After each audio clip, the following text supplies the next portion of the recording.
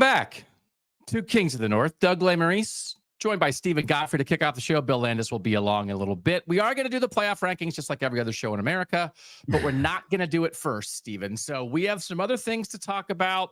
And I'm sure you have playoff feelings, but you really are quite good on the coaching stuff. And I am intrigued by some coaching stuff right now. So I want to do that. And I also want to talk about your ongoing college football podcast, Who Killed College Football, which I have been catching up on, and the suspects are all out there. Just for the folks who are interested in that, and we'll talk a little bit about more later, like how far are you guys into that now? When's the next new episode dropping, and have you figured out yet who killed our sport? It's an ongoing, what do we say? It's an ongoing investigation, as Cam Newton would say. Right now, WKCFB.com. If you're a free listener, suspect number 4, the NFL just dropped. Of all of the 4 suspects that we've talked about so far, so to review: television, conferences, the NCAA. The NFL is the one I think people have kind of maybe arched an eyebrow at the most. But I promise you, if you get to the episode, you'll understand why we included them in this, and essentially are operating a hands-off, liability-free minor league with no investment whatsoever and no risk. You can check that out at WKCFB.com. And if you are a subscriber, please subscribe today. You'll have early access as well as bonus content. And also, thank you, sir, as you have joined the show on 2 occasions on Who Killed College Football. Happy to do it. It was fun. Can I just say one thing? I did notice you're doing a great job, like narrating things. You got sometimes I do like a Southern accent on here, and I'm just for having a good time or whatever. Oh God! You did have a part where you started talking about Texas a little bit, and you got twangy. And I was like, okay, this is a bit of permission structure. I hear a Godfrey twang. Was it the University of Texas, the state of Texas? Do you remember what it was? The university. I believe it was the University of Texas. Well, okay. It just came out of you. It just comes out of you sometimes. My co-host Ryan Nanny doesn't have any kind of accent. He's just sort of like an American mutt. But usually, if I'm really, really tired or I'm around my kinfolk, it will come out. So I do my best. Sometimes the mask slips, but I do my level best to prevent it. If you are listening or watching this right now, I present a particular sort of voice that you couldn't tell where I'm from. Yeah, you're good. Yeah. You're good at it. You're nice. I was trained. Yeah, you're trained. You're the classical. Yeah. So Landis and I will get to the playoff rankings a little bit. We'll also talk about MACtion, which started last night, and we'll do Whatcha Watching, What You Eating, What You Thinking at the end. State of college football coaching. Okay. You're good on the coach stuff. I have a stat for you that in looking this up, it even surprised me a little bit, Godfrey. And it was, I checked all 68 power conference head coaches, how long they have been in the job. And I guess we understand this is the nature of the business, but more than half of power conference head coaches are in year 3 or less of their tenure. Right. This is either their first year, their second year, or their third year. And I went through and sort of grouped them. Of the 68 power conference head coaches, years 1 to 3, that's 36 of them, Godfrey, 36. Okay. In year 4 to 6, that's 18. Year 7 to 10 is 6. And we only have 8 guys who have been in the job at their current school more than a decade. 4 in years 11 to 15, 4 in years 16 to 26. And those are like the super old timers, Kirk Ferentz, Kyle Whittingham, Mike Gundy, Dabo Sweeney, but even someone like Pat Narduzzi, entering a second decade at Pitt is like a super veteran head coach here. So, wow. For me, the idea that here you're trying to win at the highest level, there's a huge investment in your sport. The world is changing in college football at an incredibly fast pace. And more than half the guys doing it are in year 3 or fewer at their current place. That's a lot of people in charge, Steven, who don't have a lot of roots, who don't have a lot of foundation, who maybe don't have a lot of capital that they've earned with their administration or their fan bases. That seems like a very difficult world to live in. And I was surprised we're more than half who are basically newbies at the highest level of the sport. Okay. What is your theory for that? What is your theory in terms of how we got to this point? Probably higher money, higher stakes, shorter fuses, quicker trigger fingers. Okay, it's really funny because I don't want to tip my hand too much, but like if you can, there's a giant whiteboard behind me working on this is not, I did not mean for this to be a long plug. The next episode of Who Killed College Football is coaches and agents as a suspect. Oh, before we bemoan how hard it must be in an industry that wants to fire you so frequently, let's first acknowledge that there's a very healthy industry at hand. And that industry is being propped up by several major agencies. When a coach gets fired, it's usually in the agent's best interest to secure their client a major buyout, which the concept of the buyout is only about 20 years old as it relates to college football, not even that. And then get another guy in there, right? So you get twice. Therefore, the churn that you guys have so expertly picked apart and diagnosed is a sign of a healthy business in the agenting community. Okay. Agents will tell you, and they love to say this to your face, straight-faced, it really gets hard to feel new and important and valued for a coach after about year 7. That's what they say. That's what they say in casual conversations with people like me. And I think, okay, well, I don't, as much as the sport has changed, I don't think the idea, like certainly like the idea of a Bowden or a Paterno, we know that era has passed. The 50 years, the 40 years, that kind of thing. The idea of no matter what you do after 7 years, the bloom is off the rose or the marriage is done, that seems a little contrived because there are plenty of places that can serve as a rebuke of that theory. But let's be honest, the money that's at stake here, agents get paid twice, coaches get paid out. By the way, these poor coaches, not only do they get their buyout of $2 million, $4 million, or if you're at Texas A&M, a bit more, you can go be an analyst. You can go back on someone's staff. Everyone keeps getting paid because the pot keeps getting bigger and bigger to pay coaches. Now, I really like that you put the terms in front of me this way on the first week of November in the year of our Lord 2024, because here's why. Here's why. I jokingly said this on Twitter either yesterday morning or the day before. On3 or one of those companies put out a coaching carousel like, hey, this is our weekly look in on the coaching carousel. And Don Brown from UMass was on there. And so I, being the kind of gentle, sarcastic soul that I am on Twitter, said, you know it's slow when UMass is on the photo illustration. Oh, yeah. We are in an inarguable slowdown right now in the coaching carousel. Good slowdown? Good slowdown?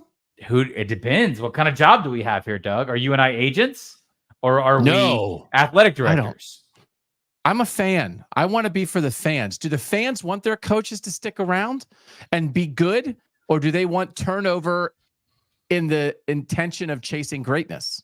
All right, I'll give you some reportage over your right shoulder where the West Virginia Mountaineers are ceaselessly trying to get Neil Brown fired. It feels like they're constantly frustrated. Very angry fans. That it's not the slate and white era every day, right? Right. But I can tell you, I have this bit saying like, I think, I feel, I know West Virginia right now, and we'll get to the changes coming in the sport in a second as to what's affecting this slowdown.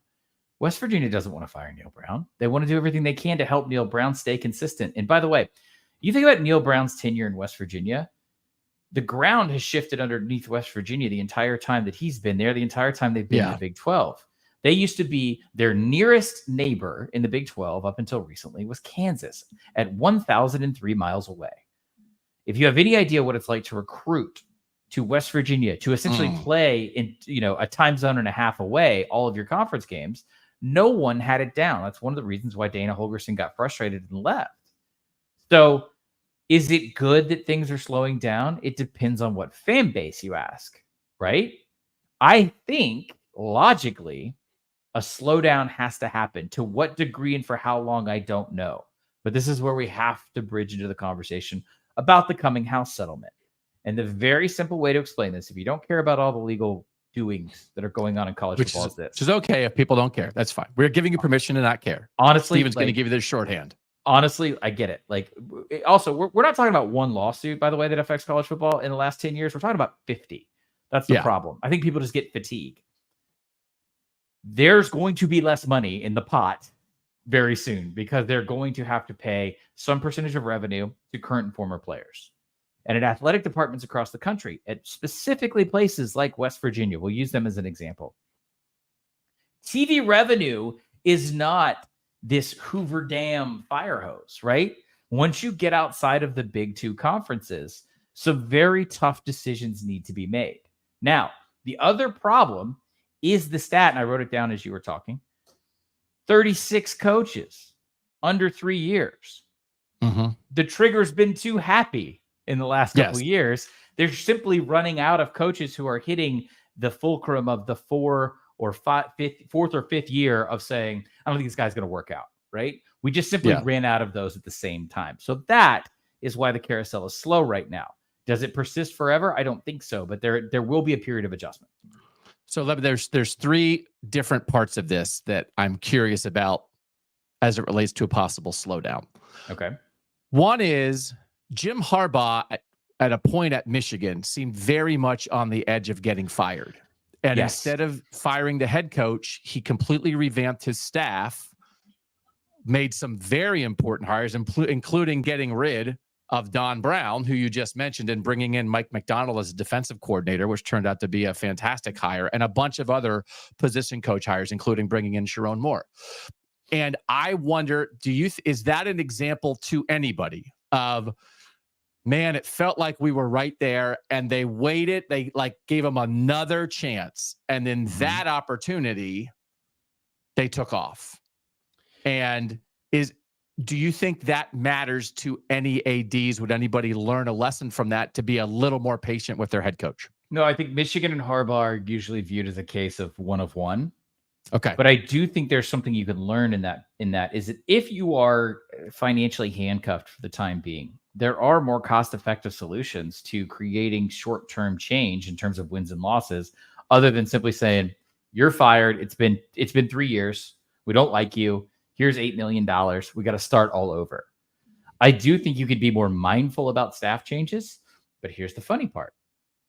The other trend that we're seeing that I've mentioned on the show before is that we are seeing lower tier schools. And I consider at this point, anything that isn't the SEC or the Big Ten to be lower tier in terms of the finances. You're seeing lower tier schools start to lose coaches from the MAC, from the Sun Belt, from the Conference USA, whatever, to coordinator positions at higher schools. To be clear, if someone's listening to this, if Chris Kleiman is not going to leave K-State to take a coordinator job in the SEC, that's not what I said. Okay, what I said is that you will see churn of head coaches leaving, but they will be taking coordinator positions. Look at Alabama's staff. They had 2 G5 head coaches that are on the same side of the ball, co-DCs right now, in Mo Lindquist and Kane Womack. That's pretty impressive. That's pretty crazy too. So it is that I could see an effect happening there of, we've got this guy. Let's invent this hypothetical coach for a second in a bad situation. Dave Aranda is probably the best one that I can think of in the current cycle, where, all right, this isn't working. We know you're a respected. We know you're a highly, thought of defensive mind, and he's done it at every level, at every sort of corner. Utah State, Wisconsin, LSU. What's the problem here? Could we maybe bring in a former head coach who's more offensive minded as the OC? Is that a concession you're willing to make? Doug, the way I would describe this, and what people don't like to hear in the college ranks, is this is NFL-esque, is it not? To have a former or current head coach come on and you're ceding a little bit of that authority as a head coach. Nebraska just brought in Dana Holgorsen this week to help out on the offensive side of the ball. Former West Virginia and Houston head coach. They're not liking how the offense is looking. And Matt Rule, who's in that group of year 1 to 3 head coaches, but it has enough capital, I think, there. That was a big get for Nebraska to hire him. He has enough confidence to do something like that, but this is a little bit of what you're talking about. And there are coaches who are much less established to Matt Rule who might be more nervous about that. Yes, and there is a casino that just recently opened within driving distance of Lincoln, so Dana's good to go. Oh, lovely. Okay, so one's the Harbaugh conversation. I want to have this other conversation because I went to the Cincinnati Pitt game in week 2, and I talked to fans on both sides in the tailgate lot before the game. And I stumbled across at least a number of fans on both sides who were very uncertain about their head coach. More on Cincinnati, but some on Pitt's side. And I think that is both programs, and I think victim is okay. You are a victim of your own expectations because you achieve and then you want to achieve there all the time. Yes. So Cincinnati made the college football playoff. They were so good that Luke Fickell left, but it reestablished what Cincinnati fans think their program can be. Scott Satterfield has been a successful head coach. He's only in year 2 at Cincinnati. And there were a lot of people who were like, I don't know about this guy, man. In year 2, in week 2 I'm of year one 2, of them. I'm one of them. They were, and it turns out Cincinnati's had a pretty nice year. They've been a pretty competent football program. I mean, this is a team that, they're going to go to a bowl game. They've had some nice wins. They played some competitive games. I think Cincinnati fans have had a fun this year, right? They've been competitive enough and won enough to do that. They're going to play some important games down the stretch. They're not a lost cause, but by year 2, week 2, people were kind of already out. And I think the contribution of how good Cincinnati just was under Luke Fickell was part of that. Quickly on the other side, Pat Narduzzi's in year 10 at Pitt. Right. He is really the most successful, longest tenured guy that they've had there since the 40s, right? I mean, we know Jackie Sherrill, we know Johnny Majors, we know Dave Wannstedt, right? But Pat Narduzzi has really won there. He won 20 games in 2 years. That's a ton. He went to a New Year's Six bowl for Pitt. That's great. And then he went 3-9 last year. It was his second losing season in 9 years.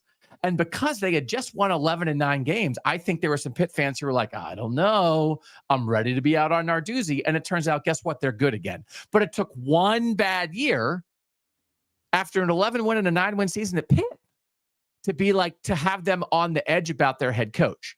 What do you think about high expectations from, I don't want to call it a blip, but sometimes fan bases, I think, sees the best they've ever been and set that as the new norm when it's not that realistic. And one of the things we want to do on this show is have fans enjoy their teams. And I do think, honestly, sometimes enjoying your team means maybe bringing down your expectations from the peak. Not that you accept losing, but those were 2 programs where I thought maybe their peak affected the happiness, which maybe then affects whether they want to get rid of their coach. Yeah, this is something you can encourage and coach, but I don't think it's something that ultimately you can change in most major fan bases. I think it's hard. Okay. It's hard to shift collective identity in the short term. So you've picked 2 very interesting case studies here. Cincinnati overachieved under Luke Fickell. It's fair to say that was the apex of what you could do at the University of Cincinnati. A couple points of context. They did this in the 14 playoff era. They pulled off what was considered to be sort of a miracle in the fact that they went really virtually because of Notre Dame and beating Notre Dame, but also because, Oklahoma State was a couple yards short of beating Baylor in the Big 12 championship. I mean, the circumstances were tight, right? Yep, absolutely. Okay. Anyone who follows up Luke Fickell is going to probably be, I wouldn't say necessarily a default disappointment, but a step down in the short term, no doubt. I mean, just to look at the amount of Cincinnati players that were making NFL rosters, they almost beat Georgia in the Sugar. Okay. Scott Satterfield was not that pick. I'm sorry. And the fact that they're 5-3 right now, their best win is against an injured Arizona State team. I maintain that was a panic hire made by the wrong people with the wrong influence at the University of Cincinnati. I, specifically about Cincinnati, feel like they could have done better, and they could have not necessarily said the standard is the college football playoff. But I do think you could have raised the standard relative to Tommy Tuberville, the preceding coach before Luke Fickell. And I think entering the Big 12, I think they could have entered on more solid footing against some of those other programs. I do believe that. Now, it is really important to point out Scott Satterfield is coaching in the Big 12. Luke Fickell was coaching in the American Athletic Conference. I don't think Satterfield was the right hire. I think the contract's ridiculous relative to his performance or lack thereof at Louisville. Louisville was over the moon when he left, so they could clear the decks and go get their native son to coach. So I find that to be odd that they chose him. Jason Candle, to me, or Sean Lewis or someone else like that would have made so much more sense at the time. Both guys that were coaching in Ohio. Okay. Right. On the other side, Pitt is, I feel like you can't divorce Pitt from context. I would agree with you that Pitt fans needed to calm down last year. The knock in the coaching circles was Nard's never going to let an OC be an OC because of the way things fell out with Whipple after the Kenny Pickett run. Right. Coaches are bad about being hyperbolic, which is so funny because that's something that they constantly accuse the media of. But when you get in these gossip circles, just for those of you listening who haven't dealt with coaches off the record, it's about a 180 from what they preach and what they practice when it comes to like when they're off the record. Just so you know, they don't follow a lot of their doctrine. But there was a sort of knee-jerk reaction of like, well, Narduzzi's too old school. He's this, he's that. Let's park that for a second. Pittsburgh this year fired their athletic director in season, Heather Landis. Yes. There was a lot going on at Pitt. I was told that the buyout last year felt foreboding. It felt just like too much. But we now find out publicly this year that Pitt's athletics just basically weren't in a modernized position financially. That was what was told to me. That was why she was let go. So that combines, all the information now you have pieced together. You go, okay, well, they kind of had to be patient with him, right? But to your earlier point about Harbaugh, the difference off the field for Pitt is hiring Cade Bell and letting him coach and letting him coach. It's been super impressed that Narduzzi did that and has seemingly been comfortable with it. And it's not just the hire. They're going on fourth down. The calls he's making, they're taking risks. Eli Holstein's, hitting defenders in the chest with passes. Like they're being aggressive. It's not always working, but they're one of the last undefeated teams. So like that, but it's working more than it's not. But and it's working so much more than the old school offense they were running before. I feel like I can't give Pat Narduzzi enough credit for that. And to me, that's like your circumstances of maybe why are great, but also, one bad year, he earned, I think, patience. But also earning patience comes with, you don't just get to only do what you want to do. Correct. We're being patient, but you've got to adjust. And I think Pitt now might be a new model of how to patient. We're patient because we trust you to see change through. Yes. Change. And he provided that change. This was very Bob Stoopsian, I think. I really do. I think Riley, it was. I think that's good. If you go back and look at Oklahoma won the national championship and it was like 18 combined points when they beat Florida State back in the Paleolithic or whatever. And then Bob Stoops, defensive stalwart, Steve Spurrier's defensive coordinator, Youngstown, Ohio defense. The sort of signature of his career and like 2/3 of the back end of his career, he's right there at the forefront as the Big 12 becomes the old Big 12 becomes sort of, defined by the Texas air raid. And he embraced it. He hired Lincoln Riley, had a lot of coaches. He hired Mike Leach. So that kind of evolution, which is another reason why actually I like to go back for a second. I like Neil Brown and why I preach patience with Neil Brown because he's so determined to be unsexy. He's so determined to be even and almost boring because he knows the value of consistency. He was an air raid guy off of that tree that I just described, Doug. He specifically came off of the Kentucky side of it, like the How Mummy guys, because he's a Kentucky guy. It was not working personnel-wise when he was at Troy. I was there. I was embedded with that team. They, for as much as you could at that level in the air raid, lined up in power run. And you know what they did? For the most part, it wasn't all power run, but they got more trench-centric as much as they could, and they beat LSU. So the versatility to evolve past your side of the ball at head coach is something that I don't think receives enough credit. We stamped these guys, especially through the 2000s and the teens, of like air raid coach. He's an air raid coach. Okay, he was a defensive coordinator, so they're going to want to do this. And good head coaches, I would bet you, if you go through like the newspaper archives of coverage of a good head coach, the first time out, they have shed the label by year 2 or 3 because you have to. Yeah. Because to your point, you're going to be hiring a lot of assistants. That's how this industry works. You're going to change your identity, hopefully because the personnel changes with it, right? Or you change to fit a really good recruit or a really good specific skill position player. So can I run through something? Can we play Do You Like Your Coach just real quick? Oh, yeah. For a little bit. Sure. So this is non-scientific, so that's good. No, but this is looking at like the new guys. Okay. So the one thing about that we have so many coaches, more than half who are in year 1, 2, or 3, I feel like a lot of the places might really like the guy they have. And maybe that's naive. Or does that feel like me being naive? Because it's like, well, they haven't had time to hate the guy yet. So of course they like him. Could be a little both. Could be a little both. All right. But you think about, first-year head coaches. Bill O'Brien, Boston College. Good. We love him right now. Manny Diaz, Duke. Good. Fran Brown, Syracuse. Good. Love. 10 out of 10. Brent Brennan, Arizona. No. TBD. Willie Fritz, Houston. Slow start. Great win last week. No, good. They're really excited about what's happening. And if you look at his progression at Tulane and Georgia Southern, by the end of year 2, they're gonna love him. Yeah. Kurt Signetti, Indiana, the model of what a first-year head coach can do. I mean, that's the redefinition. Yeah. Sharon Moore, Michigan. I think we all understand this. We could stop and have a 96-minute conversation about Sharon Moore, but they need to be better, but there also is a weird spot. So, yes. They could be. I don't think anybody should be out.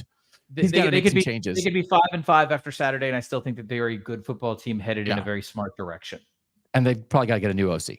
Jonathan Smith, Michigan State. I think good. Not perfect, but I think good. This is okay. Here's my pushback because I really like Smith a lot. Michigan State boosters were pissed when they got him. And here's why. Who they won? Well, it's not who they wanted to. They didn't, and it's not Smith. It's the mentality. And you might be. I don't know. I'd be curious to see if you have empathy for this mentality. Michigan State builds this identity, that really bears fruit in like what the aughts under D'Antonio. They win the conference. It was funny because you said something about Narduzzi earlier. Yeah, you said something about Narduzzi earlier, and I remember being in Indy for that championship game. I think it was against Ohio State, where like he goes down the elevator very dramatically in the middle of the game, and like he leaves the box and he's like screaming at the players. Anyway, very defensive coordinator, like tremendously so. Michigan State was afraid. They loved so much of what Tucker was doing personnel wise, the style of play, what Walker gave them that one season, especially, that they thought Smith was a move back towards the workman-like, give me your 3 stars, D'Antonio. And they were really worried about that. I hope they can see pieces of that not being the case in the future. I think if anything, what Michigan State could be, and maybe should be, is vintage Washington under Chris Peterson. And that team went to the playoff. Oh, well, Smith's a good guy to do that then. Exactly. Yeah. That's right. Yeah. I mean, that's kind of what he's gearing towards. So I would say give it a year. And because I have faith in him, I think they will embrace him more. Yeah. Okay. Deshaun Foster, UCLA, have been much more competitive lately. Like they've handled some stuff. Like I thought that could have gone off the rails and it hasn't. So push, I think, is good. Fish, Washington, they've probably lost some games they should have won. I like that he's at least tried to establish an identity with the NFL stuff. I probably think I'm a push there. I don't know that anybody at Washington would be like, this doesn't work. I would say push maybe towards down. Jeff Lebby, Mississippi State. I don't know. Mike Elko, Texas A&M. That's good. And then Kalen DeBoer, Alabama. Lebby has at least been transparent that they're at rock bottom. He's been very vocal in the community about, and Zach Selman came over from Oklahoma to be the AD there. They know that NIL is the problem at Mississippi State. So it's so early there. I couldn't say anything. Elko is over the moon. We could talk about Elko for 2 hours. And what was the other one you gave me? Kalen DeBoer. Ask me next week. Yeah. I mean, I think honestly, if we're doing the most unhappy of the 13 first-year coaches, I depending how next week goes, I mean, I think Kalen DeBoer would be 1 or 2 on the unhappiness list, potentially, maybe with Brent Brennan. That's where we are. They're poisoned. I mean, he was never going to win the public vote there. But a lot of people thought they were going to come in and go to the playoff and be great and not miss a beat. So if they missed that beat. And Doug, why was that, Doug? Why were people giving Alabama the benefit of the doubt, Doug? Come on. Because they're in the South. But I even think some year 2 guys, right? Jeff Brom at Louisville, you talked about Kenny Dillingham, 6-2 at Arizona State. Those are both native sons. Both of them, those are their alma maters. Yeah. Deion Sanders at Colorado, obviously a success right now. Matt Rule, I think, is still building things up at Nebraska. David Braun, Northwestern's down a little bit, but last year was so good, they'll take it. There's a couple of there that aren't so great. Ryan Walters at Purdue, Hugh Freeze at Auburn, Luke Fickell at Wisconsin. It's been a bumpy ride. And then I think a bunch of year 3 guys are pretty good, like Marcus Freeman, Mario Cristobal. Sonny Dykes got the national title game right away. That obviously matters. Joey McGuire at Texas That's Tech. getting bad. Dykes, Which one? It's getting bad. Getting bad. Yeah. Brian Kelly, another big game for him this weekend. Brent Venables, obviously at Oklahoma, not so good. Dan Lanning through the roof at Oregon. Rhett Lashley at SMU through the roof right now. But anyway, part of what I think, Steven, and why I wanted to like run through a list is a lot of those new guys, I think they have a chance to maybe be okay. And maybe that'll slow it down a little bit too. Yeah, the two that jumped out at me actually as you were going through the back end of that list, the two most important offensive coordinator hires, because I definitely think Wisconsin's going to move on. Wisconsin and Oklahoma, to your point about the Harbaugh adjustment of sort of redoing the staff instead of just doing an overhaul, because Fickle's obviously a good head coach. We all know that. The offenses at Wisconsin and Oklahoma will tell the story for how those tenures go. And it's crazy because like Wisconsin was not good. They kind of were figuring out a little bit, and then they took another step back. So I thought maybe Longo was getting to the point where they were starting to run the ball 60% of the time again. You know, do your version of that within a run game, and maybe there's something there. But now there's been another hiccup. So Landis Longo was a bad hire. Longo's the most negative thing I can say about Luke Fickle as a head coach was that Longo wasn't the right hire. But a reasonable risk. If I'm trying to do something like the whole point for Wisconsin is we don't want to be what we've been. We want to be something more. Do you have to take that shot? It's the wrong shot, but at least it's a shot. Too extreme a shot, to be honest. I was going to make a joke, but I mean, like if you're just looking at frequency of play or run pass ratio or whatever, it's a spectrum. And you're all the way far over here, kind of playing this Luddite Alvarez era football. You want to evolve past that. You needn't necessarily. They overcorrected and they fell off the interstate. Honestly, there's a way to do that in the middle. Yeah, and that's probably where they'll get. Who would kill it? Honestly, there is someone like Kodalecki, like that Penn State hired. That is the direction they should have gone, and then let Fickle just go to work on that defense. Yeah. Okay. So I think there's a chance that maybe some of these new hires are going to work out. Maybe things will calm down a bit. You've given other reasons for that. I do think, I just very quickly, there is a part that the term hot seat I don't love. Like they are humans, but then also like they're millionaires and like the players haven't been getting paid and whatever. So I don't know. But hot seat is such a nice little shorthand. It doesn't take up much space in the headline. I do think the only two guys in the North from a head coaching perspective who really might be on the edge, right, would be Neil Brown at West Virginia and Ryan Walters at Purdue. And honestly, I think both are going to receive the benefit of the doubt for differing reasons and differing degrees. I really do think like West Virginia has Cincinnati this weekend. I think that's not a must win. I invented this term on Split Zone Duo a couple of years ago. People responded to called Anxiety Bowl. And it was a label for any game where two hot seated coaches, basically the loser knew that they were dead in the crosshairs after this. It's not an anxiety bowl, mainly because Satterfield's buyout is so preposterous, but and they are 5-3 right now. They may lose out to end the season, but they're 5-3 at the moment. Walters is the study for next year. Harrell's already been fired, the OC. Yep. That's another one. Just in program magnitude, I wouldn't include Purdue at the same level as Wisconsin or Oklahoma. That's another one where you got to nail it. And I think that they need to redefine what they're doing because he has, I like him. I talked to him a couple times. I don't want to be mean, but from the outside, what they are showing the public is that it is that coordinator-itis of the first-time head coach. You have to account for the other side of the ball that you didn't coach. And they haven't done that. Well, he did it. I mean, he's done it so much now that he took over the play calling himself. But like they didn't have somebody else. They fired Graham Harrell and didn't have released anybody else to hand it to. I really thought they tried in the offseason, that they didn't sit back after a bad year one. So I liked that they got active in the portal and there were things that's like, hey, this guy knows they need to be better. I thought they would be better. So disappointment there, but also is Purdue. But also, I mean, again, it doesn't mean you lower your standards, but Jeff Brom got him to a Big Ten title game. I know. What are we talking about? But Jeff Brom actually might be pretty darn excellent at this. And you also understood that he wanted to go back to his alma mater. So like there's part of this that it doesn't excuse Ryan Walters, but I do think the context matters. I'm certainly not demanding, but there's not a ton of our 28 teams that would be like right on the edge of something. Before we let you go, Steven, one of the things, and not to give it away for people, but I thought one of the most interesting things that you guys had said and the conclusion that you had made in Who Killed College Football was in the television episode where one of the conclusions was not that maybe television killed college football, but it was the motive. I was like, oh my God, crystallization. Follow the money. That's why, like, I feel like every conspiratorial spy film or whatever you like, it's always follow the money. Those are the lines on the board. And it's funny, I'm going to look over my shoulder. So television becomes the revenue driver. And then you can go, you can go through the three suspects in the fourth, or the fifth, which I revealed, which is coaches and agents. There's a sixth, and then there's an epilogue. I won't get into that. I won't spoil it. But yeah, that the money that when you get past the Regents case, which was Oklahoma and Georgia suing the NCAA to basically open up the market for televised college football in 1984. Once the money floods in, I just wrote this in a script last night. You got to do something with the money. And Doug, it went one direction. It went to coaches. It didn't go to players. Coaches and stuff.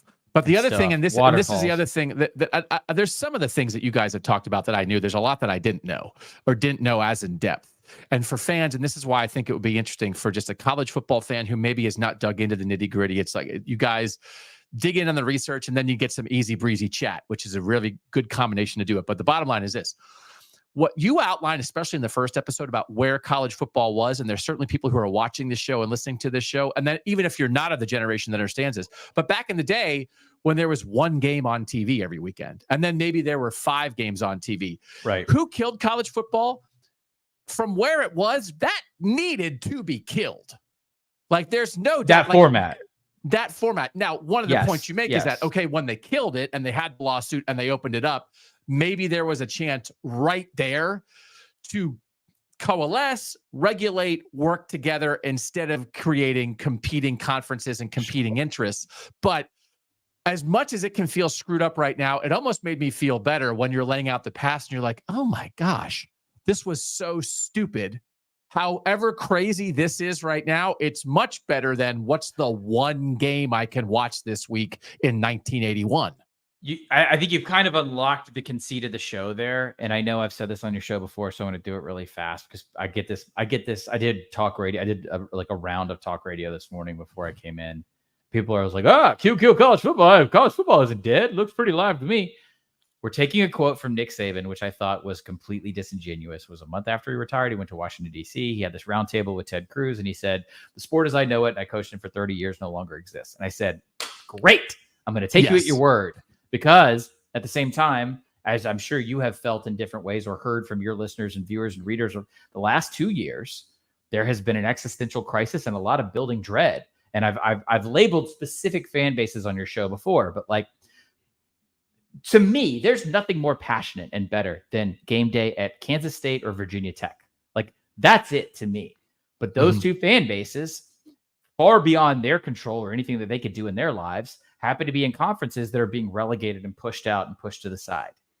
And if you think about the amount of passion that those two random fan bases have, it's basically being nullified and saying, hey, it doesn't matter how much you care. It doesn't matter your history. It doesn't matter about, none of it, period. Bill Snyder, Michael Vick, doesn't matter because money is taking it in this direction. So we took Nick Saban's comments and we went down a list and we said, these are the mitigating factors. But to your point, a lot of this that we're feeling and seeing in 2024, 2023, the seeds for this were planted a long time ago. We were headed in this direction for a long, long time. Yeah.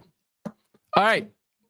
He's Steven Godfrey. You can find him breezing through the scripts. I mean, it just takes him, 20, 30, 50 hours to write the script. And then he has to talk about it. And then he has a little chat and he does the whole thing. So you can find Who Killed College Football. It's not short. It's not short. Wherever you listen to college football, wherever you listen to podcasts, you will find Who Killed College Football.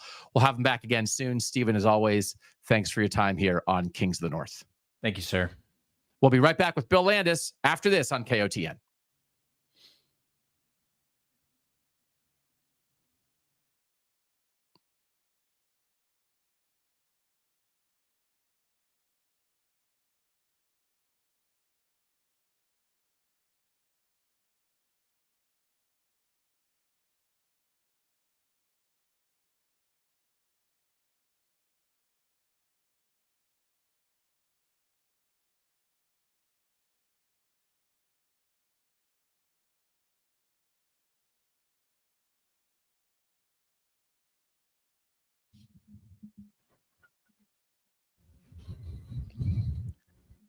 Back on Kings of the North, that's Bill Landis. I'm Doug Lesmerises. If you want to give us a thumb, if you want to subscribe, if you want to tell a friend, if you want to put on the notifications so you don't miss a show, we do it Monday, Tuesday, Wednesday, Thursday, noon Eastern to 1:30 live. We have a post-game show on Saturday nights at 11 p.m. And then we have a betting show on Friday mornings where TSU and I did hit our big bet last week. So that will hopefully continue. Bill, you and I are going to talk about the playoff rankings before we talk about a little MACtion and before we get into what you're watching, what you eating, what you're thinking. Off the top, we just want to say the initial playoff rankings that released on Tuesday night are not the end all be all. It does not, they change their minds a lot. We know all of that. But also, it's interesting. It's fodder, and it gives you tiny clues, even if the clues change. So that's why we are College Football Podcast number 643 that is doing this. Yeah, I like. You're right that it can be a bit frustrating. That like, oh, I like the first rankings because it gives us a little insight on the thought process, and then that becomes a moving target after 1 week. So it's like, okay, well. I still like it for the fodder. I like it for the discussion. I like it for like a little bit of a reset of the sport as we get into November too. So you're right. It's not the end all be all, but I still think it's important. All right. So let's just reveal again for if you didn't catch them or if you've forgotten them, if you're not carrying them around with you in your pocket all day long, what the initial top 25 rankings were from the College Football Selection Committee. Ward Manuel, the Michigan AD, is the spokesperson. He talked about this last night. We'll start with the bottom. 13 through 25. Number 25 is Army, North. Number 24 is Missouri, border. Number 23 is Clemson, South. Number 22 is Louisville, border. Number 21 is Washington State, North. Number 20 is Colorado, North. Number 19 is Kansas State, North. Number 18 is Pitt, North. Number 17 is Iowa State, North. Number 16 is Ole Miss, South. Number 15 is LSU, South. Number 14 is Texas A&M, South. Number 13 is SMU, South. Let's get to the top 12. Number 12 is Boise State, North. Number 11 is Alabama, South. Number 10 is Notre Dame, North. Number 9 is BYU, North. Number 8 is Indiana, North. Number 7 is Tennessee, South. Number 6 is Penn State, North. Number 5 is Texas, South. Number 4 is Miami, South. Number 3 is Georgia, South. Number 2 is Ohio State, North. Number 1 is Oregon, North. We go to, I get it. We go to the tabulation machine. I've got 13 North, 10 South, and 2 border schools. How'd you like to cram that, South? Nobody else counts it like that. I thought for sure as you were going north, south. When you got to Georgia, you were going to say cram it, but that's good. Good restraint from you. Keeping it professional. Let's go back and let me do that. Let's recycle this. We'll cut the first part out. We'll go back in 3, 2, 1 to Georgia. Cram it, dog mentality. Ugh. I think the first place to start for our reactions to this, and it feels like where a lot of people have gone. And the thing I don't want to do is turn the North against each other. And I feel like there is a conversation circle that is happening. And I would much prefer conversations to center on this very good Northern team is underrated compared to this Southern fraud. That's what keeps me going. That is jet fuel.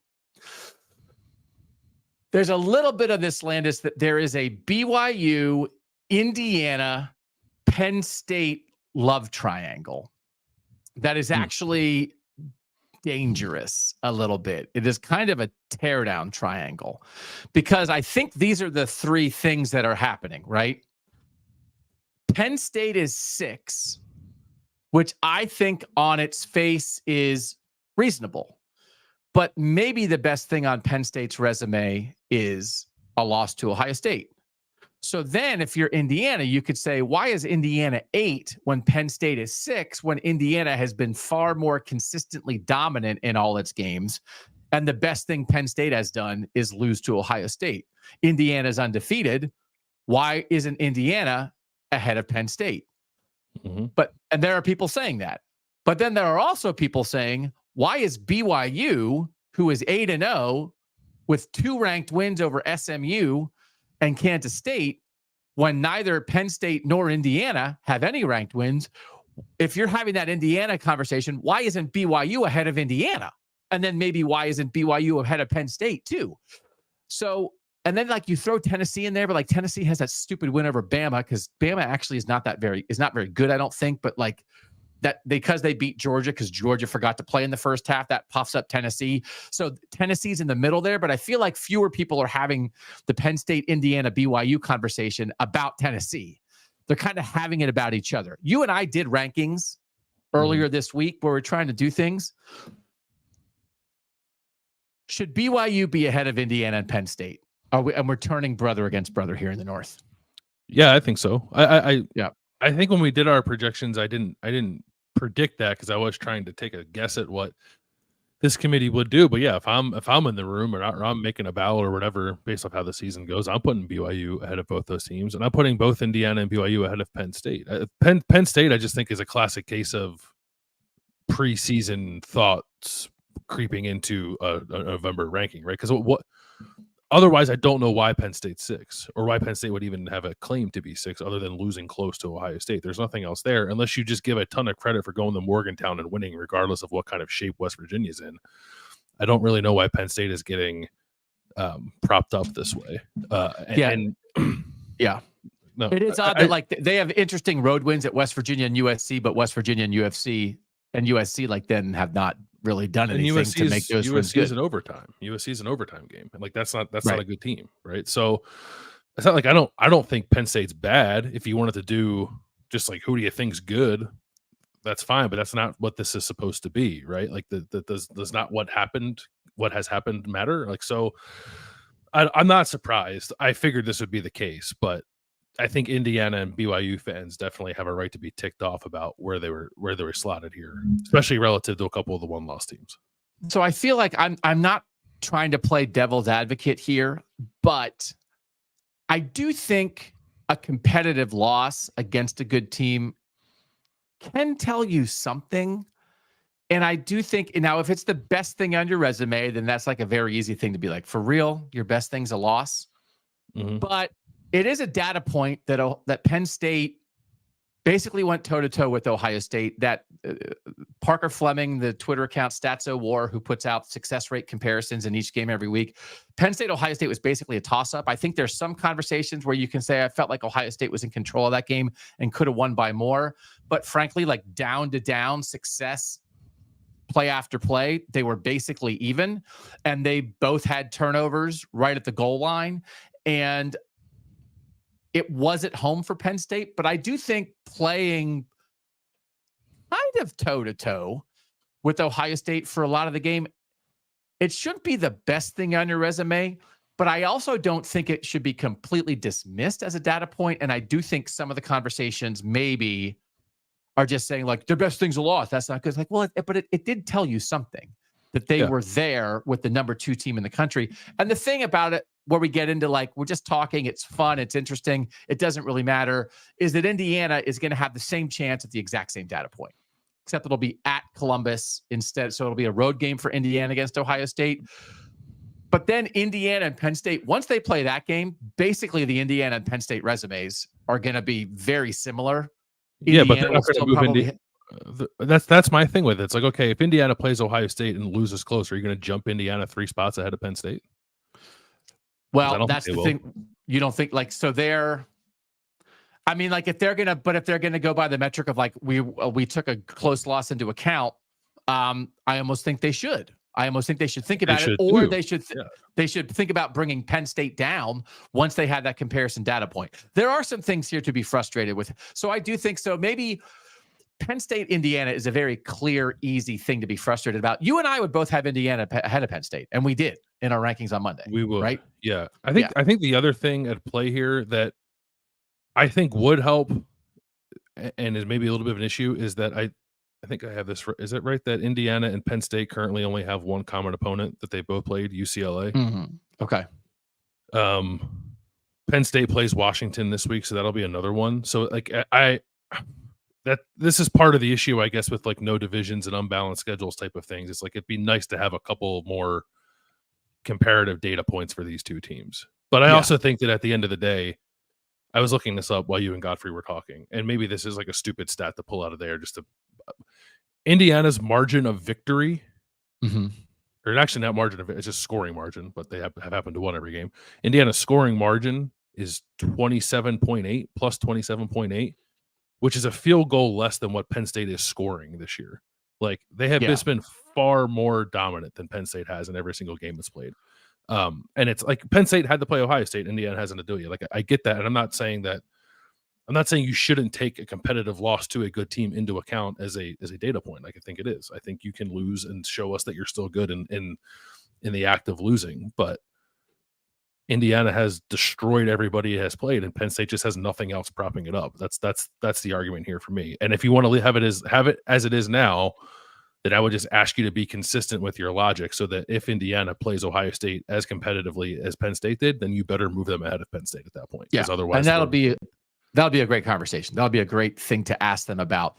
We had Brian Fremeau on the show yesterday, and again, we lean on his ratings sometimes. He has Indiana 7, Penn State 8. And part of it is, I mean, one of the things we've talked about Indiana's offense being the most efficient in the country. Penn State's close. So like there is like it's not the same victory margin, but there is some like internal data of like doing your job down after down that really matters. You know, road wins do matter. It's one of those things like West Virginia and USC. I get it, but those are still like power conference road wins or whatever. So I would have Indiana ahead of Penn State. I think it has a chance to work itself out. And if we get to a point where like Penn State and Indiana are both 11-1 in the final playoff ratings, and Penn State's the 10 seed and Indiana doesn't make it, then we just destroy college football, right? Like we set the sport on fire, right? But I'm not in panic mode about that yet. Is that one of the things like you're thinking about of, okay, they're setting up a situation for something like that to happen?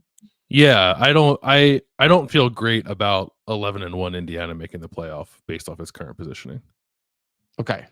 Which is where I was a couple weeks ago. Yeah. So, I mean, it's going to be so important. I really do. I mean, like the Ohio State game's their whole season, and they don't have to win, but they have to change minds about how real they are. And I do think a very competitive loss would do that. I really do. I think the best situation for the North and the Big Ten potentially is like a very competitive Indiana loss in that situation, because it bolsters Ohio State again. I'm like, man, you beat a good team. And it also bolsters Indiana, like, man, you guys are really good. You pushed Ohio State for 58 minutes. I think, not that I'm rooting for, like, we'll see what happens. If Indiana goes and beats Ohio State, great, awesome. What a historic thing it would be for the Hoosiers. But I think it's going to matter so much.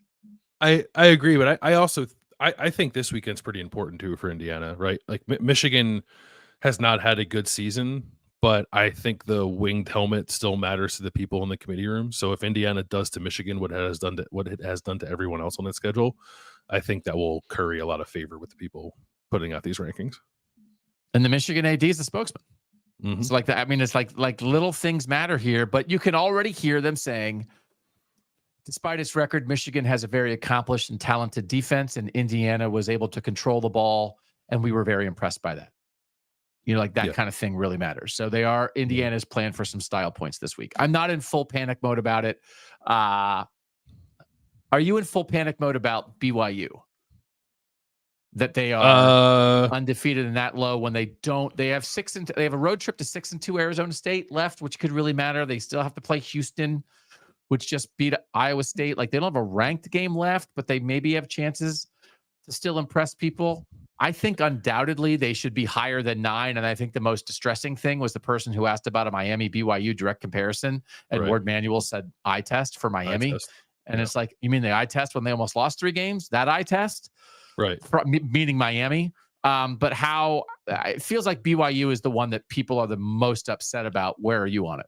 Yeah, I'm a little worried about that too. Miami is getting, I think, a similar treatment that we've seen past Ohio State teams get, where you just sort of get enamored with the offense and points and just sort of forget about everything else. And like that was first, it was eye test, and it was, they score a lot of points with no acknowledgement of the defense giving up a ton of points, right?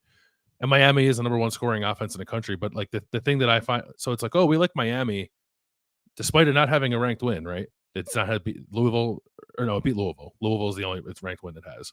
Right. And you like that it scores a lot of points. Indiana scores a lot of points. Indiana's number 2 in the country in scoring. Why even talk about them the same way? Like The gap between Miami and BYU, I do find distressing because it's not like BYU is like a bad offense that is propped up. Like they're number 24 in the country in scoring. They score fine. They score plenty of points. They have 2 ranked wins. So yeah, I'm worried again. I'm almost at the point that it feels like almost a guarantee that the Big 12 is only going to get 1 team in, just based off how the rest of the conference landed in this ranking.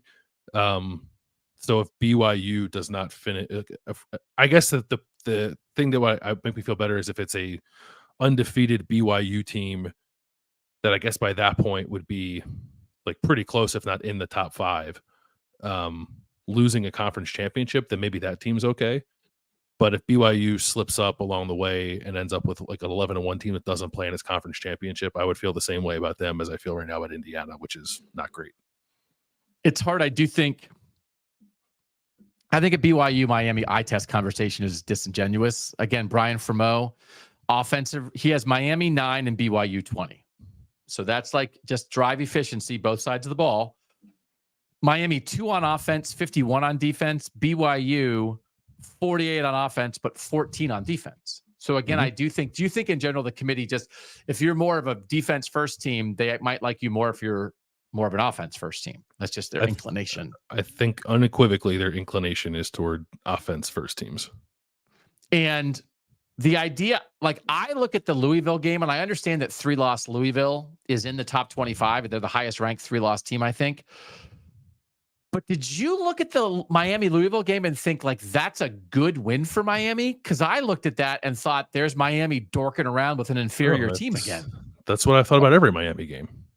Like why is that word? The game that Ward Manuel singled out as being like the impressive output for Miami was beating Florida in week 1. Yeah. It wasn't Louisville. Ward Manuel said, "We looked at how Miami has played, particularly their offensive prowess. They were impressive in their win against Louisville, and they really had a dominating show at the beginning of the year against Florida.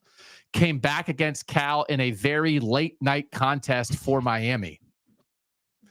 So now it's like, they're in a conference that's called the Atlantic Coast Conference, and they were playing a team on the Pacific Ocean. That was very difficult for them. And you're giving like bonuses as opposed to, I look at that and think they absolutely got lucky they won that game. That's a mark against them. And Ward Manuel is talking about it as a mark for them in the Miami discussion. And that is distressing. If that game was played at noon Pacific time, would they think differently about it? If it was the exact same game, but the sun was up? Or if the ACC wasn't in desperate stakes and taking California schools and that game was just at Wake Forest. It's not like Cal's good. Now we're in a time zone, game time, kickoff, travel conversation. Oregon had to fly to Purdue, and that's a long way. Oh, it's Purdue. It's Cal. I don't know, like what, game day was there, and the Cal students made a lot of interesting signs that Miami had to overcome. Have you seen Cal Twitter? Quite an obstacle for the Hurricanes. It's like, what are we talking about? It's insane. But I don't like that. I don't know why there's not like deep dive discussions, like deep, that they're not just like BYU. So they talked about what time the Cal game was. And then like as an aside, BYU as well is very strong. Impressive wins against SMU number 13 and number 19 Kansas State in a dominating fashion. Oh, by the way, also, you know what the BYU Kansas State game was? Late at night. They also had to stay up past their bedtimes, much like Miami. That it's like for real. So that's because I think BYU and Miami are like very similar. And so if you're going to tell me Miami's 1 spot ahead, but that what is it, 5 to 9? That's where it gets like 4 to 9. Gets a little distressing. That Miami, who again hasn't beaten anybody, is ahead of Tennessee when Tennessee has a win over Alabama. That BYU, who has 2 ranked wins, is behind Tennessee. Like BYU has more ranked wins than Tennessee. And BYU also had to travel multiple time zones that will play at SMU. Yeah. And BYU's, Tennessee's best win is over number 11 Alabama, and BYU has beaten number 13 SMU and number 19 Kansas State. So again, it's not like Tennessee beat number 2. I don't know. That was I do think I guess I wonder, like this kind of pushback, I think matters because I mean, they obviously are aware of it and they maybe they just thought of it wrong and they'll reconsider. Because that's the thing, they are making it up every week. Do you think this is ingrained in the room that they're just like, Miami's got more 5 stars and like that's where this is headed, or could there be a reconsideration here? I don't think there'll be a reconsideration. No, I think Okay. they'll either re-engineer their thinking and explanations to justify it if it doesn't make sense next week, and hope that some regular season results make them look right in the end. Yeah. Which is to say, and the weird thing is, Indiana will lose and BYU will lose. If any, I mean, like the assumption that they're maybe going to lean towards the Big Ten and the SEC because those are the big dogs. It's the ACC. Miami's trying to sue to get out of its league. Miami hasn't been good in 20 years. Like, why is Miami getting benefit of the doubt? Like that, like, why do you think it is? Because if it was an SEC team, we would know why. We would have our answer. What do you think this is? Is it just recruiting rankings? Helmet, recruiting rankings, Cam Ward, like exciting quarterback, Heisman contender. Okay. All right. Now I'm more wound up than it was at the start. I was like, you know what? What are you going to do? You know, we'll see what happens. Here's the final consideration. BYU versus Boise State. And this is one of these things, again, like I sort of feel like I'm not sure why Boise State is 12. Talking about like your best thing is a loss. Their best thing is a... Well, it has a ranked win against Washington State. No, that's true. So the idea that Boise State could somehow take a bye week spot as a Mountain West Conference champ and finish ahead of the Big 12 champ, like I guess we would be excited for Boise State in the North to be that respected. That Washington State win, but like why? And Washington State's best win is what? Washington. It's like Boise State has a ranked win over Washington State, but why is Washington State ranked? Is one of those that like it's again is some circular logic here. It's Northern circular logic. Do you think this is setting up for Boise State as a Mountain West champ to very much have a chance to get one of the 4 byes, and that the Big 12 champ would not get a first round bye? I think it's quite possible, especially because there's already a nice separation between Boise and the next Big 12 team. At Iowa State at 17, Kansas State's 19, Colorado is 20. If it's not BYU, I kind of, and assuming Boise wins out, I kind of think Boise would be ahead of the Big 12 champ. So like, so I think that might be true. Colorado's not playing a ranked team the rest of the way. If two loss Colorado, I think would be behind 1 loss Boise State with a loss to only Oregon. If it's Iowa State, with Iowa State getting a ranked win over Kansas State in the last game of the regular season and then beating undefeated BYU in the Big 12 championship game, that's 2 ranked wins that Boise State is not going to have a chance at before the end of the year. I think Iowa State would move past Boise in that situation, and the Big 12 champ will get the bye. Yeah, I think it could. Yeah, I don't think that's off base. I think that could very well happen. It's just more of it's far more of a consideration, Boise potentially being one of the teams that gets a bye, than I thought it would be when we got the first rankings. Yeah. But part of that is also because of what happened in the Big 12 last week. Like it wouldn't feel that way if Kansas State and Iowa State didn't lose last week.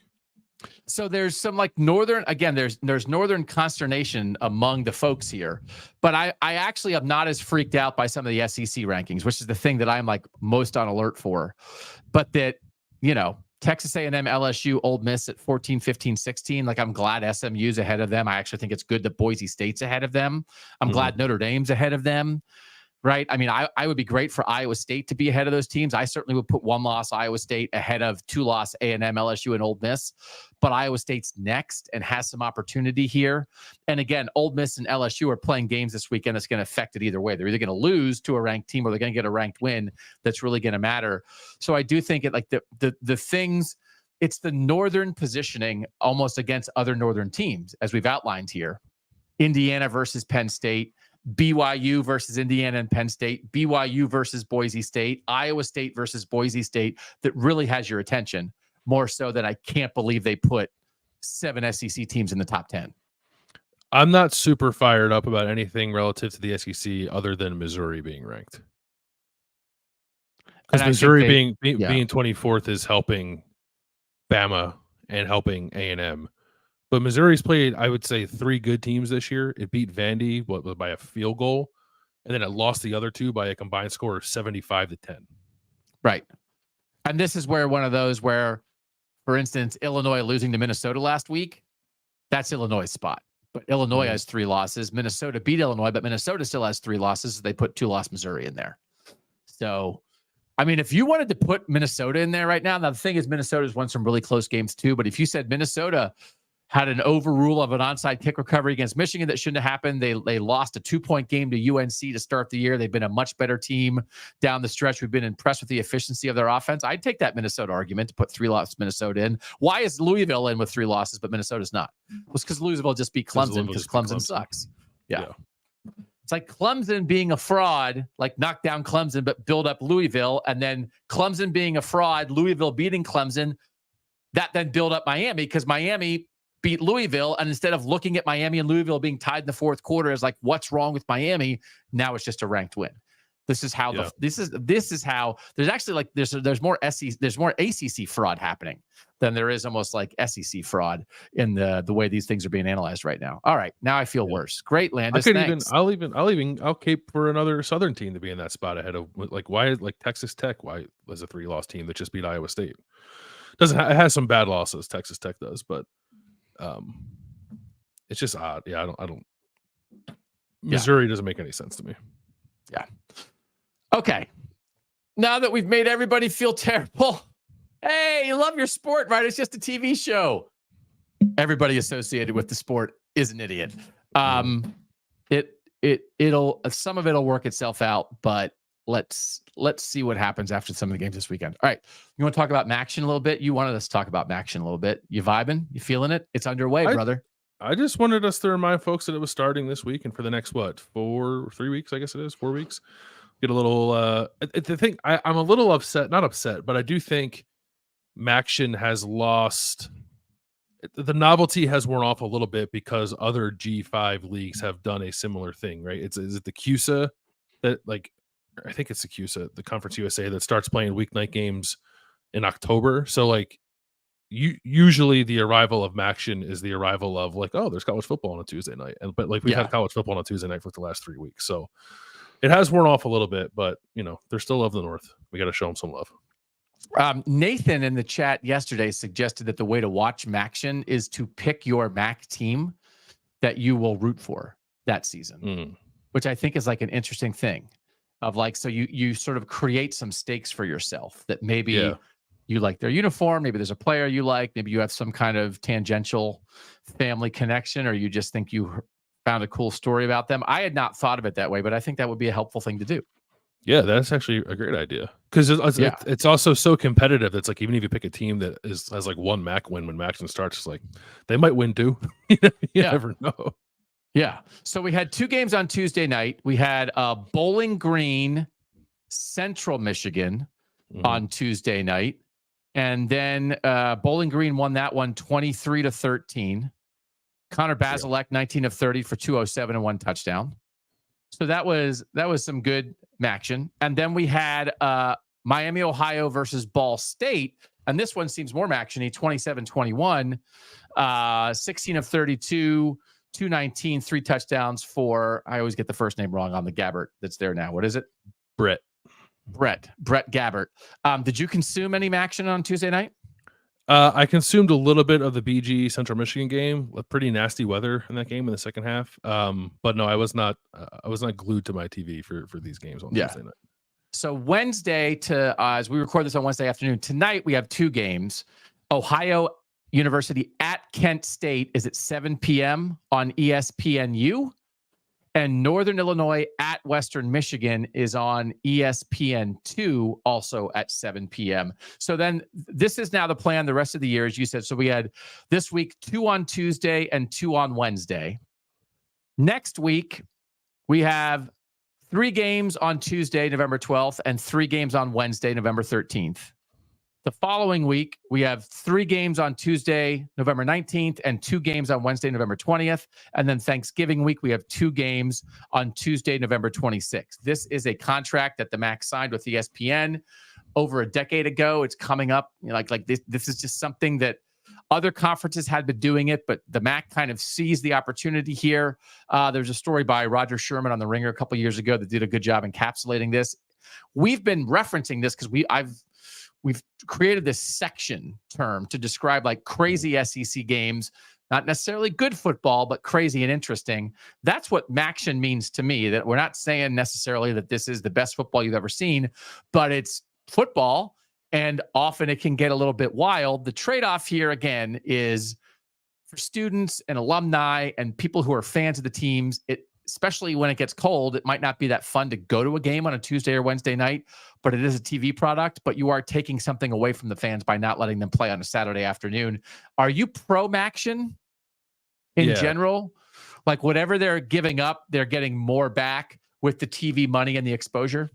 Yeah, and I think I would say that you stand to have, even if the weather is sometimes not great, you probably stand to have a better crowd at a MAC game on any night than maybe you would on a Saturday at noon, because I think MAC games sometimes, especially the like attendance teams, can be the attendance can be pretty rough in the middle of the week. It can be, but I also think I think about MAC teams in Ohio sometimes, right? If you're playing a noon game and the Buckeyes are playing a noon game, your fans I think are sometimes like in a real bind of like, what game do you want to go watch, right?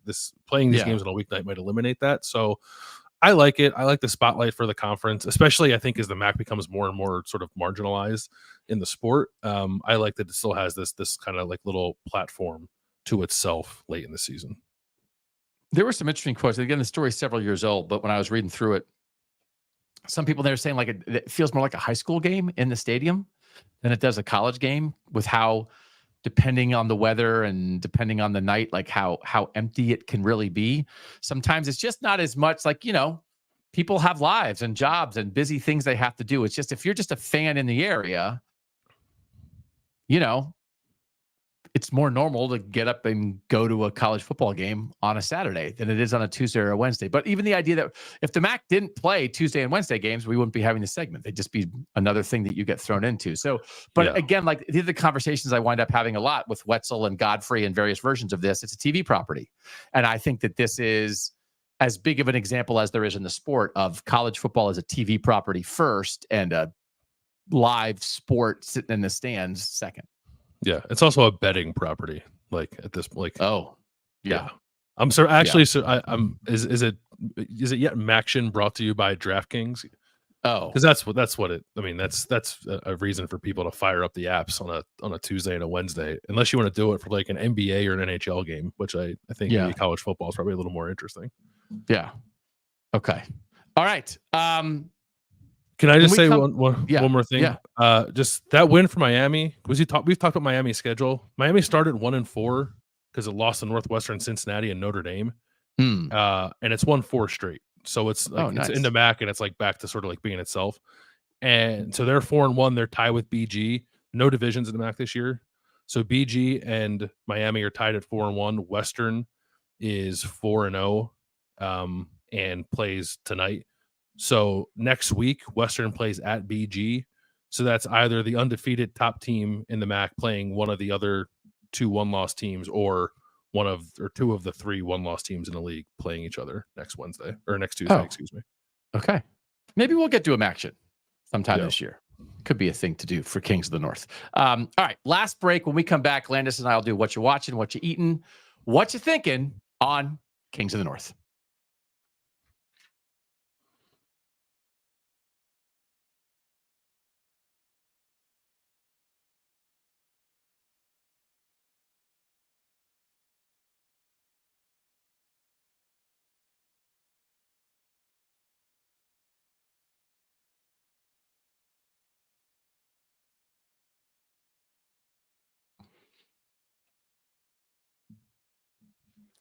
Back on Kings of the North.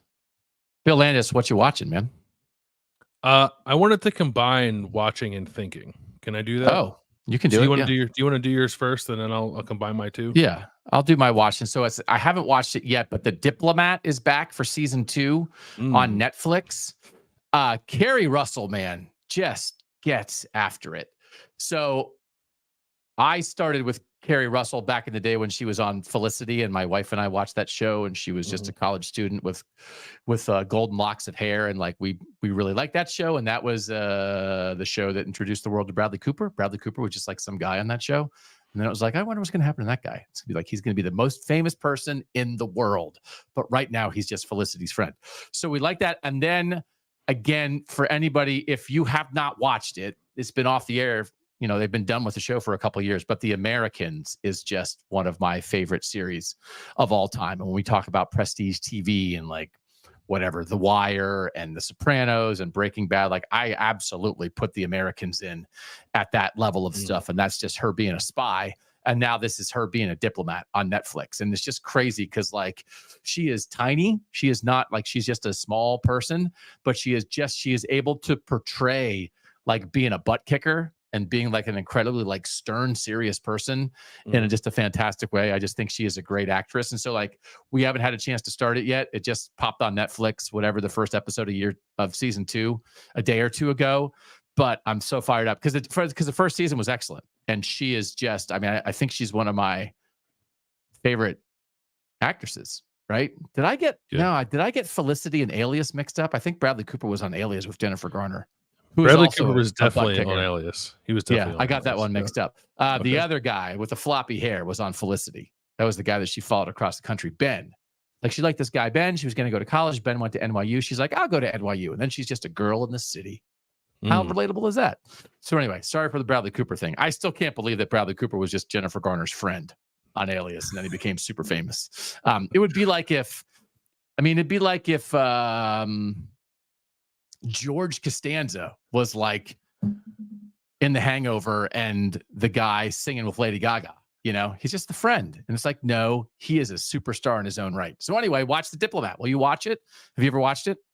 I have not watched it. I'm sorry. I'm blown away that Felicity was created by J.J. Abrams because that's how J.J. Abrams got famous. He also did Alias too, right? And then that's why I got confused. And then he did Alias, then he did Lost, and then he did like Star Trek movies and Star Wars movies, and like but it just started off writing about a person going to college. Yeah, like it was created by J.J. Abrams and Matt Reeves, who did like the Batman, which is awesome, and like Planet of the Apes movies and Cloverfield. Like those two guys made Felicity. Yeah, it doesn't make any sense. Yeah. Are there aliens in Felicity that I'm unaware of? No, there's a lot of coffee shops though. There's a lot of coffee shops, so I would recommend that. But Diplomat, Americans first, Diplomat second, Felicity third on the Carrie Russell. I haven't watched any of them, but I did listen to she was the guest on Smart List last week. Oh, and I listened to that. She's a delight. I like her. Yeah. There's also a very funny. I'm not a huge fan of Jimmy Fallon's or his show, but there is a funny bit from a few years ago of Carrie Russell and John Hamm doing Mad Libs with Jimmy Fallon. That's pretty funny. Oh, did they say fart a lot? Yeah, they do actually. Yeah. Yeah. They do, yeah. Yeah. I mean, who doesn't think that's funny? Yeah. Okay. What are you watching and thinking? So I watched the Taylor Swift concert and I can't stop thinking about it. Oh, okay. Let's go. It's like you're enamored with it, or it's haunting your dreams? No, just like so this Wednesday we saw it on Sunday night, and I'm still blown away by like the spectacle of it all. There are two. So I realized this as I was walking in. It was at Lucas Oil Stadium in Indianapolis, which happened to also be the last. She's on this Eras tour. This was the last show in the United States of the entire tour that started like 2 years ago. I think she's like going to Canada and then she's done. So I didn't know that. So maybe the energy was different, but I got the feeling that it was sort of like this every time. I realized I was walking into Lucas Oil Stadium that I have not been to a lot of arena/stadium concerts. I think the list is like, I saw Garth Brooks when I was a kid. I saw Green Day when I was in high school, and I saw in an arena. Yeah. Wow. And I saw One Direction at Ohio Stadium a couple of years ago. So this was the fourth, I think, time that I've been in a concert of that magnitude. There were 69,000 people in Lucas Oil Stadium. I have never been and don't think I will ever be again in a louder environment. That's crazy. Like louder than a sporting event. Louder than any sporting event that I've been to. I've sat in the student section at Beaver Stadium for huge games. I've been to Ohio Stadium for huge games. I've been fortunate to be at bowl games and national championships. Been in the Superdome, which is incredibly loud. Yeah, nothing compares to the noise that I heard in Lucas Oil Stadium. Yeah, it was nuts. So you are just again spectacle. You're just again marinating in the spectacle of it all. That it's something that will stick with you. Yeah, and it's like, so like I mean, I like some of her music. I don't like all of her music. There were definitely gaps in the show where it's like, oh, I don't know this album. I guess I'll just stand here and bob my head. Okay. But was like, it's totally fine. I actually sat down because the people around me, we had really good seats that we didn't pay for, but we had really good seats. The people around me were like huge Taylor Swift fans, and they're all like, so like when it was an album that I didn't know, I sat down so they could have like a better view of things because I'm very tall and they were short. But like it's 3 hours. It's like nonstop. Like there's brief pauses in between the different sections of her discography that she's going through, but I mean, at most they're like a minute. So it's 3 hours, and I don't know, she sings 30 something songs, I think. There's like incredible set design, and the lighting design is crazy. Like I've never seen anything like it. The closest thing I can compare to it, and this is going to sound really stupid, is like I went to WrestleMania last year. Oh, in terms of like the spectacle of the thing, and like the fireworks and the lights and the noise and all that stuff. But even like this was beyond anything that even like WrestleMania, which is like all spectacle, could ever generate. And maybe that's just the noise of 60,000 teenage girls screaming in unison that really can ratchet up the noise level a little bit. But I think I told you this. I think maybe we weren't recording a show, but before the show started, I guess Taylor Swift's parents were there because it was the last show in the States, and her mom walked in. Yeah. And I turned to my wife and I said, I've been in this stadium for a handful of Big Ten championship games, and it has never approached being as loud as it was when Taylor Swift's mom walked into the arena. And then like there was like a 3-minute standing ovation at some point during the show that like I had to plug my ears. Like I was sitting really there, like because I thought I was gonna bust an eardrum. That's how loud it was. So like Taylor Swift's mom, Donovan Edwards throwing a halfback touchdown pass. You're giving the edge to Taylor Swift's mom. I would give the edge to Taylor Swift's mom. Yeah, but and I'll just, the last thing I'll say is like she is, whatever you think of her and her music, well, like, and I'm not gonna like pound the table to say you should listen to Taylor Swift. She is an incredible performer. For someone who's done as many shows as she did on that tour, and it's like kind of all the same show, with the exception of like one snippet that changes every night. She brought it, man. Like it was. The other thing about it is like I don't know that I'll see another performer like that. No matter what kind of show I go to. Yeah. So it's a very pricey ticket. And I know a lot of people like spend a lot of money to like give themselves or their children or whatever the experience. I would say that it was probably worth it for those people based off what I saw. Yeah. I saw the Rolling Stones in Soldier Field one time, and they had like a blow up doll. Nice. How about that? I'd like to see the Rolling Stones. Yeah. So I saw him when like Mick was like 60, not 92 or whatever he is now. But anyway, he still gets after it though.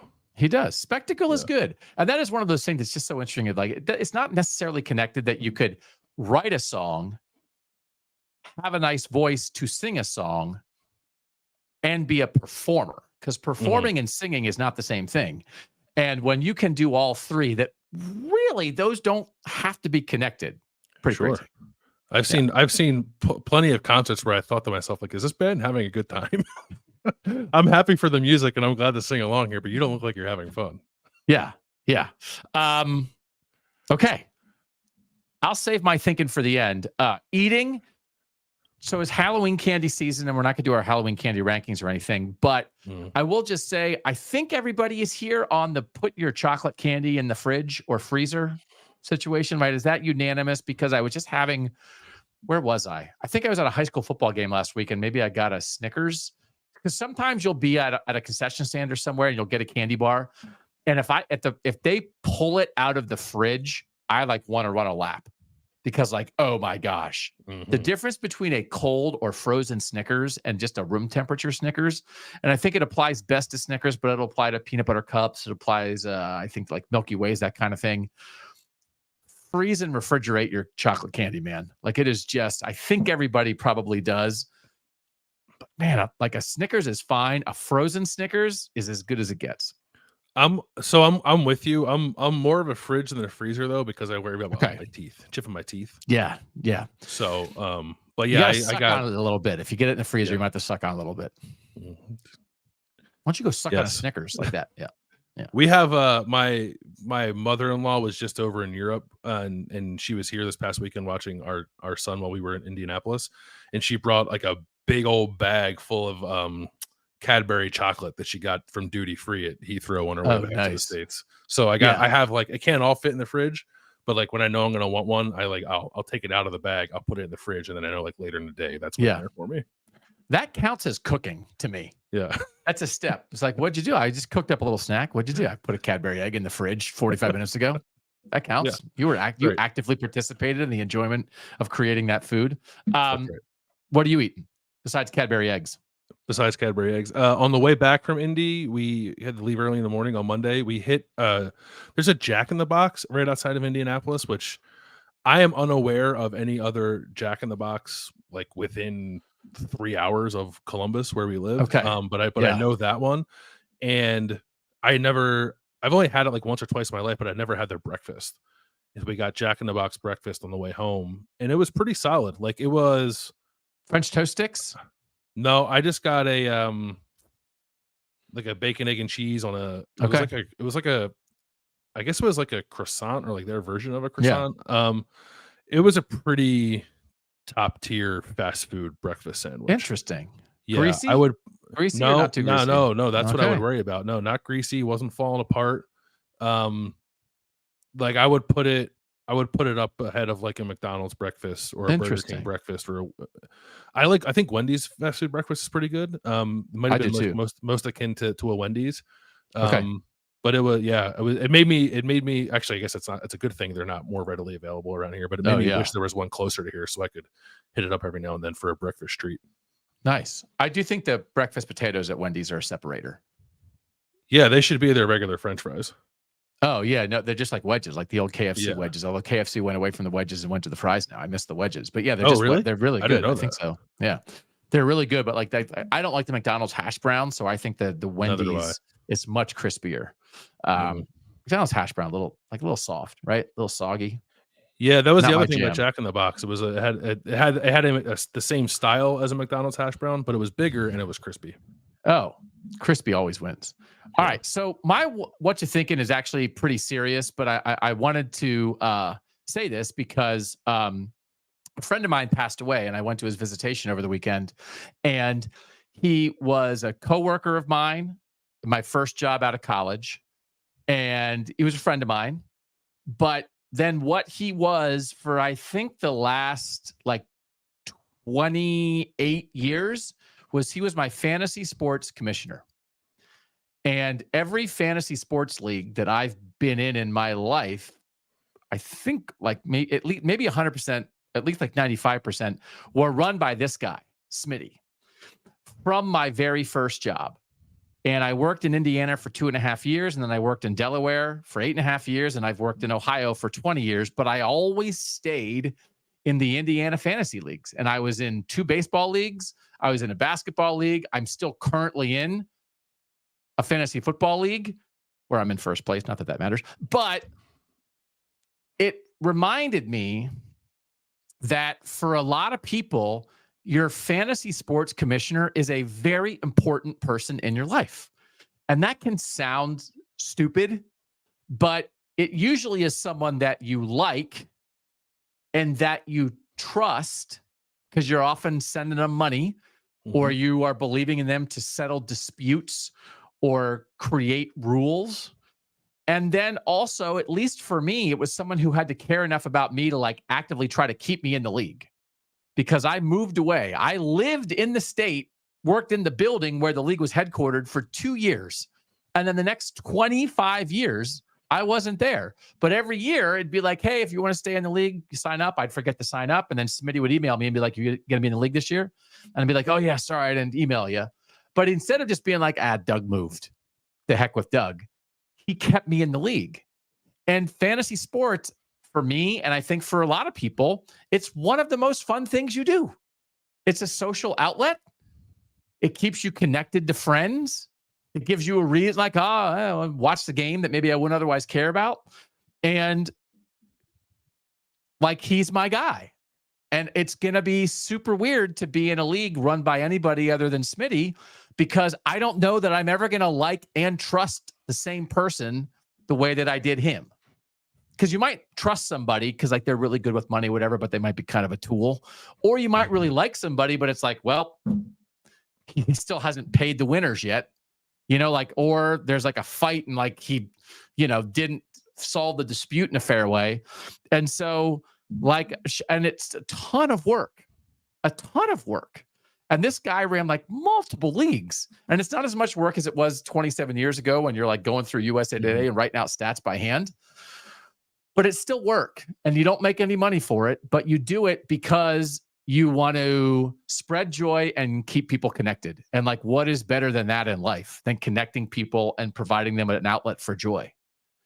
So Smitty, thank you. And for all the fantasy sports commissioners out there, it's like, sometimes I don't think people get it, but it's like once a year, it's like, hey, you can do something nice. Like, actually, I have my fantasy draft. I can't.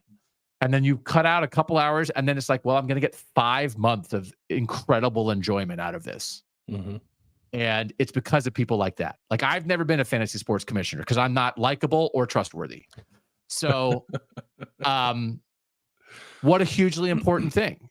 And like, who else has been in my life since 1996 that I'm in regular contact with? It might be my wife. My kids weren't born then. I started in that league before my kids were born, and then my daughter was in the league. So that's like cool. How, and there's a bunch of people in that league where their kids are now in the league, that Smitty ran. And so like, that'll be my daughter's first fantasy football league will always be Smitty's league. Right. And he was so welcoming when like, it was like, oh, we have a spot. It's like, oh, my daughter likes football. Oh, welcome. So anyway, I just, I don't know. It can sound like, right, Landis, there's some of that you could say that can sound silly, but like this guy was like really important in my life and a lot of people's lives. And he was incredibly tragic for his passing. He was way too young, but also like he really made an impact on people because the fun I had doing that for almost 3 decades is ridiculous. And it's thanks to him. Yeah, no, I think for anyone who, I guess, like just that fantasy sports, whatever, is like aren't a part of their life, I guess that could sound a little trivial. As someone who has tried to be a fantasy sports commissioner and quickly gave it up, but as also like I have similar dynamics in some other fantasy leagues that I'm in, I think that is like an incredibly touching tribute to somebody for you to feel that way about them, because it's not about like the game itself or even the money you might be able to win. It's like the connection with people and the joy you get out of it. And the fact that somebody like who very much does not have to do the stressful work of making sure that thing runs to do it and to keep those people connected is awesome. So I'm glad you shared that. Yeah, I can remember we do our draft online now, but like back in the day, I mean, we were doing this but kind of before the internet existed. It was after I moved. I double checked it because I have the memory in my head, but I had it backwards. But it was when I was in Delaware, and I guess I was covering the NCAA tournament because there was a regional in Philly. And I think Duke won that regional to get to the Final Four. That was on a Sunday, and our draft was at the same time. So I was walking back from the Duke locker room, like calling in on a speakerphone to the draft because Smitty didn't say, dude, you live 1,200 miles away and you have work, you're out.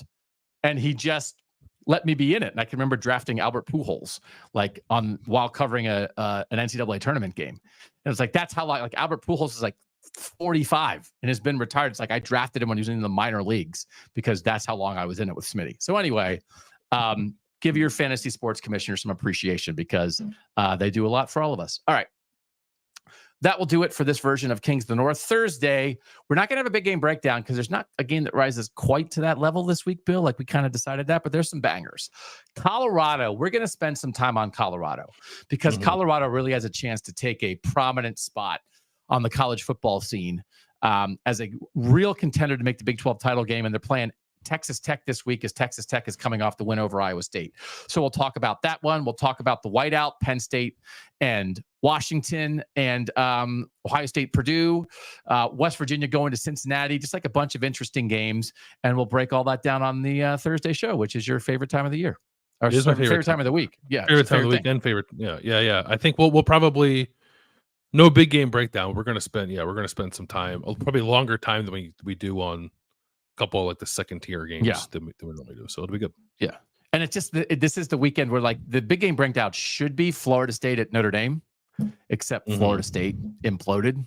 But you think about what we believe this game to be at the start of the year. This would be the week that it's like a referendum on Notre Dame. What does it mean for them? It's like, oh, Florida State's like the worst team in the ACC. So we'll still talk about it. We just won't do half an hour on it. We'll have some good opportunities for Kramit picks as well with Bama, LSU, and Georgia Ole Miss. Yeah. And I think an interesting G5 game that I picked out for us that has a chance to be quite intriguing to watch, Army and North Texas, because North Texas piles up points. Yeah, they're playing well. All right. That'll do it. Thanks to our producer, Mike Urostowski, for making us look good and sound good. Thanks to you guys for being here.